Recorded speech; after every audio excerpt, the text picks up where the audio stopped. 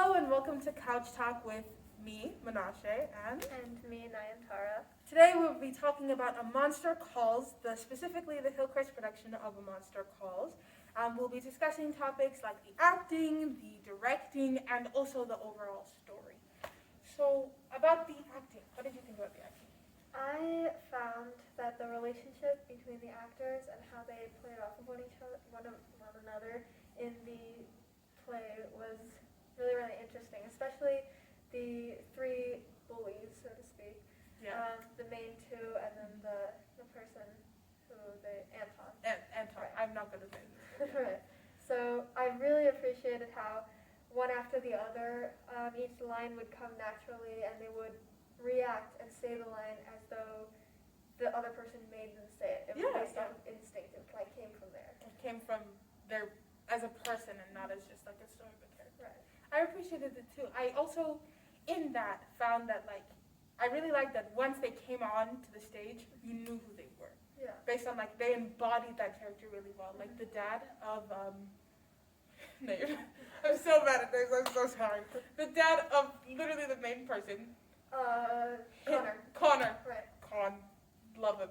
The dad, he felt like a dad. From the moment that you met him, you're like, this is a father.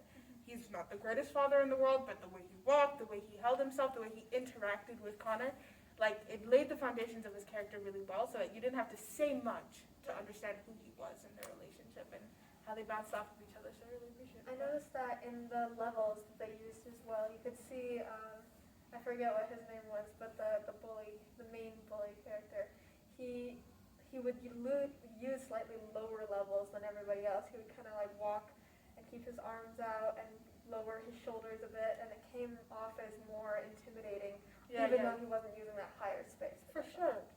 I thought about that too in the use of levels in the directing of the show. Right. And how, everyone needed to communicate. This is a very communicative kind of story.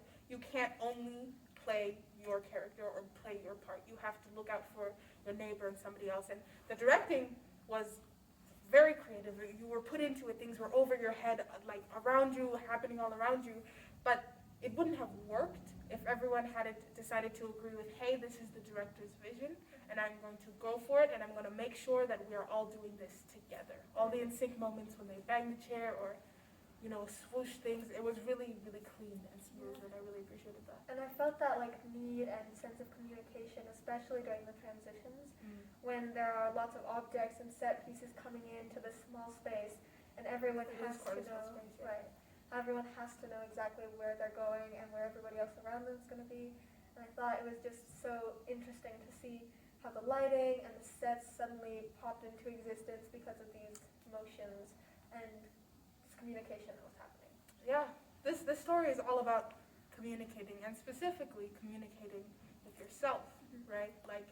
How you deal with grief and how you choose to either tell the truth and let it out or smother it within yourself.